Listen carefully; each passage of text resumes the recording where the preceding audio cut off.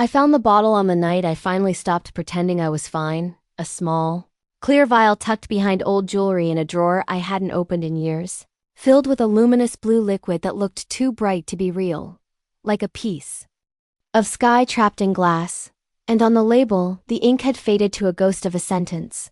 Whoever drinks this will fall helplessly in love with the one who gives it. The first time I saw it, I was still Claire Morgan, still married, still trying to keep my life from collapsing with sheer willpower. Still telling myself that if I just tried harder, smiled sweeter, cooked better, forgave faster, my husband would come back to me the way he'd promised he always would. The way he'd sworn in our tiny apartment when we were broke and hungry and hopeful. When Ethan Cole had held my hands like they were the last warm thing left in winter and said, "You and me, Claire, always," and I believed him so completely. I poured my savings into his dream without a second thought, sold my gear, took extra gigs, waited outside boardrooms for hours with blistered feet and a camera bag cutting into my shoulder. Because loving him felt like building a future. But love doesn't stay pure when it becomes a bargaining chip. And somewhere between the first investor handshake and the first headline, Ethan learned a new language: status, convenience, appetite, and I learned the slow humiliation of being the wife people pitied at galas while the women near him laughed like they already owned the space beside his shoulder. The night I discovered the affair wasn't cinematic. It was stupidly modern. A bright phone screen in the dark, a notification that shouldn't have existed, a photo that made my stomach go cold. Lily Grant's name glowing at the top of a thread like a neon sign over a door I'd been locked outside of for years. And when I confronted him, Ethan didn't even deny it the way men do in bad movies. He sighed, like I complained about traffic and said I was being dramatic, that everyone in our world understood how things worked, that I should focus on what mattered, our image, our stability, the life he provided, and I snapped. In a way that made strangers call me crazy.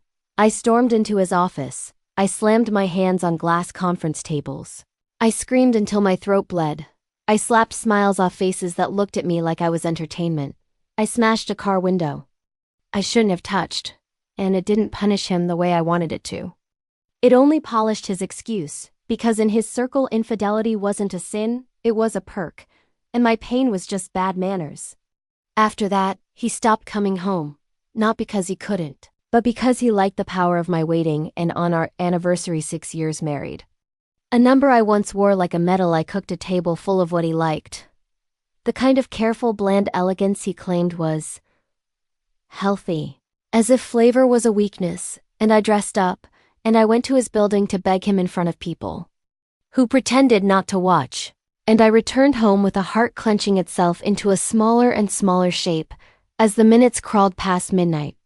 And he never came. And when the city outside my window went quiet, the loneliness got so loud it felt like a physical force. And that's when I noticed the blue vial again, as if it had been waiting for me to hit rock bottom, and I told myself, it wasn't magic, it was desperation in a pretty bottle. But desperation is still action, and I did what I regret even remembering. I poured it into Ethan's morning coffee, watched the blue disappear, watched him drink without looking at me. And then I watched the change, a subtle at first, like a weather shift, his attention drifting away from Lily, his irritation softening into warmth, his hands returning to my waist at night. His messages arriving before I could stare myself sick at the scene checkmark. Him remembering our anniversary, him bringing me flowers, him saying my name the way he used to, like it mattered. And everyone around us sighed with relief, like the marriage had been saved and the scandal neatly folded away. And maybe I should have felt victorious. But what bloomed inside me wasn't joy. It was dread, because I knew what no one else knew. His love wasn't chosen, it was dosed. And every kiss carried an aftertaste of theft. Every compliment sounded like a line spoken at gunpoint. And worst of all, I couldn't stop imagining the photos I'd seen, the intimacy that had looked so easy with someone else, the laughter he'd given her without rationing it. And that poison seeped into everything until I became a person I didn't recognize, hyper alert, flinching at every ping of his phone, reading threats into every pause in his voice, scanning every woman near him like a bomb squad scanning wires. Terrified that the potion would wear off and he'd become the same cold man again. And when I got pregnant, the happiness lasted exactly one breath before fear swallowed it whole. Because what happens to a child when love is rented, not owned? When devotion depends on chemistry, not conscience. Anxiety ate my body from the inside, hair in my brush, nausea in my throat, my mind racing like an engine with no brake.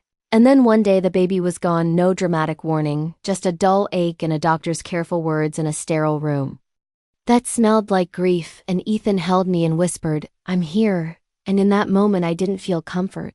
I felt shame so hot it scorched. I had begged love from a man who'd already left, and in doing so I'd built myself a beautiful, fragile prison and called it hope. I don't remember what happened after, not cleanly. Only that at some point the blue vial appeared again. Maybe I kept it. Maybe fate has a cruel sense of symmetry, but I know what I did this time. I didn't pour it into anyone's cup. I didn't aim it like a weapon. I unscrewed the cap and drank every last drop myself, the liquid faintly bitter as it slid down my throat. And then I stood there waiting for fireworks that didn't come, nothing visible changing in my face or bones, only a quiet shift inside me like a lock clicking open. And the first thing I noticed wasn't romance, it was hunger, real hunger. The kind you feel when you finally stop surviving on adrenaline. So I walked into the warm light of my living room and saw the anniversary dinner set on the table again, as if time had rewound to test me. All those carefully chosen dishes meant for his palate, meant to earn his approval. And for a heartbeat I saw my old self sitting at that table waiting, starving in every way that mattered. And then I laughed out loud. Because the difference now was simple. I wasn't waiting for a man to validate me. I was hungry, so I opened a bottle of red wine I'd been saving for some future moment Ethan might deem worthy. Poured it into a crystal glass, tasted the rich bite and the warmth spreading down my chest, and thought, God, I've been living like a guest in my own life, and when I looked back at the food steamed, bland, careful, I felt irritation rise, not at him, but at myself for abandoning my own taste for so long. So I turned the stove back on, heated chili oil until it sizzled, crushed garlic, shook in spice like a promise, seasoned with the confidence of someone who finally remembered what she liked. And the kitchen filled with heat and life and the kind of bold smell that doesn't apologize. I was eating, really eating, sweat on my brow, joy in my mouth. When my phone lit up with Lily's message, because of course it did, and her social feed popped up with a photo posted 10 minutes ago. 2 hands intertwined at a fancy restaurant, the implication dripping off the image like syrup, and I recognized Ethan's hand instantly, long fingers, a ring tan line that hadn't fully faded. And the old version of me would have spiraled into ash right there.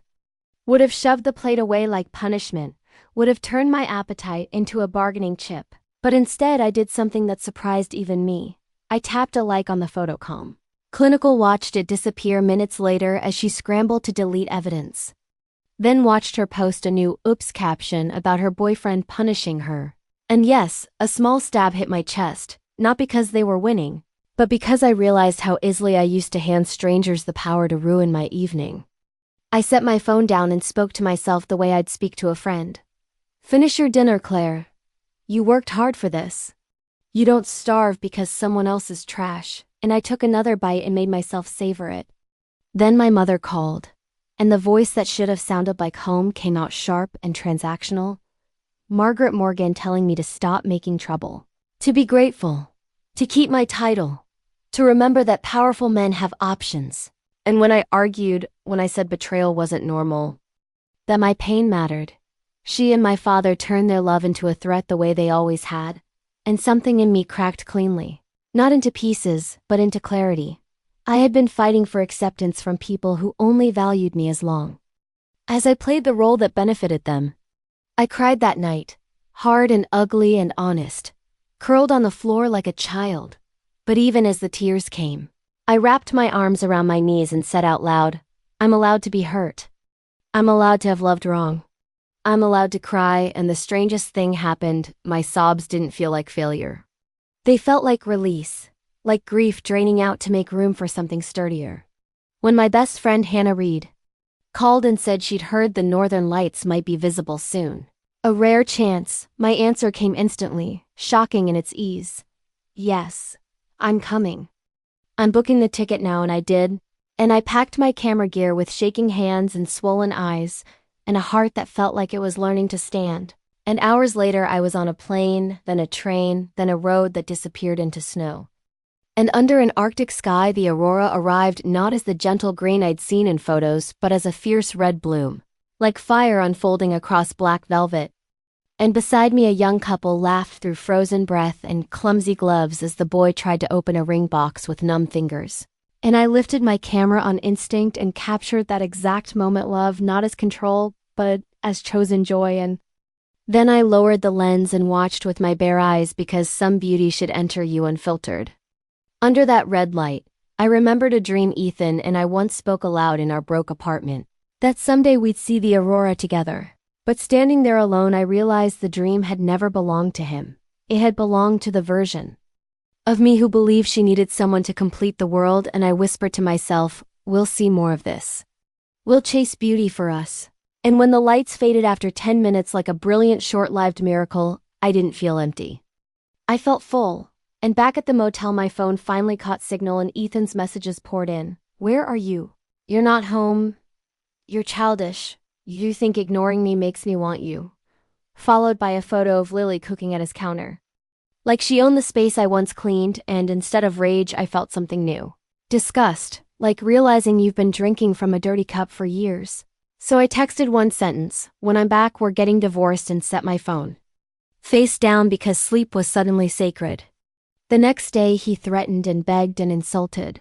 But I moved like someone with a plan, got my documents, found a small apartment, lined up movers. And when I walked into his office, the same office where I'd once screamed until my dignity evaporated, employees gathered hoping for another show. And I turned to them with a calm smile and said, sorry to disappoint.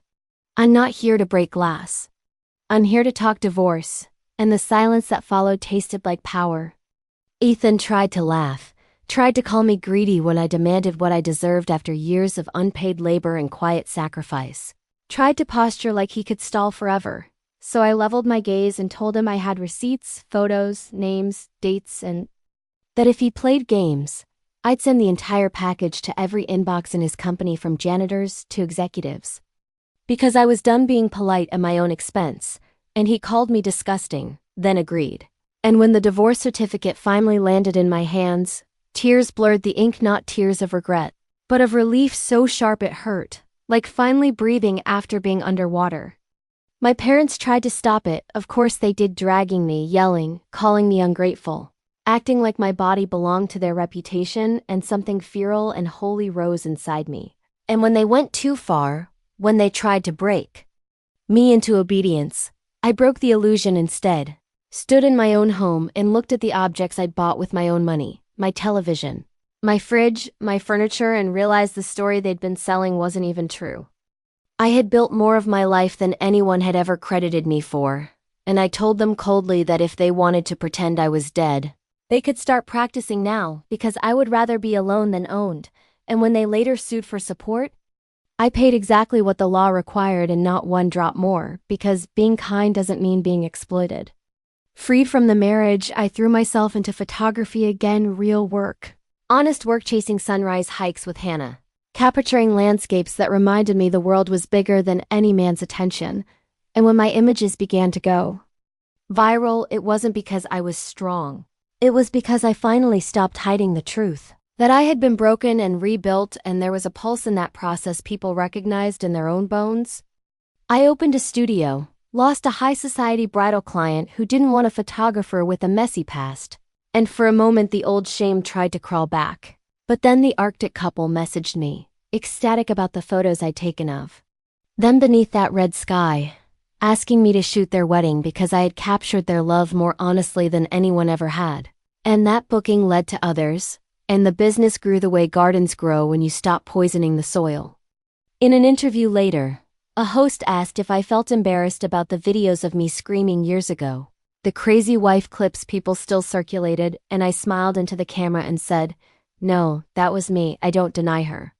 She loved hard. She suffered loudly. She kept going anyway.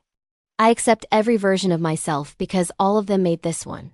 And in the live comments a young woman typed, "You're my hero," and I answered gently, "Your hero is you. Love yourself like you deserve it." And when Ethan tried to approach me one last time with a cheap apology, I told him the truth. He didn't owe the present me anything. He owed the broke young man in the apartment an apology for betraying his own promises, and I walked away without looking back, because closure isn't a conversation, it's a direction. Years later, a news alert flashed: Ethan under investigation. Lily turning on him over money, the empire wobbling, and I didn't feel vengeance. Just a quiet sense of balance, like the universe returning what was borrowed. And I opened a shopping app and bought myself a new hiking pack. A professional pair of boots, a skincare set, and a lens I'd wanted for years, because the last lesson the blue bottle gave me wasn't romance at all. Love isn't something you extract from someone with tricks and fear. Love is a choice you make first for yourself. And once you do, the world doesn't shrink to one person's messages ever again.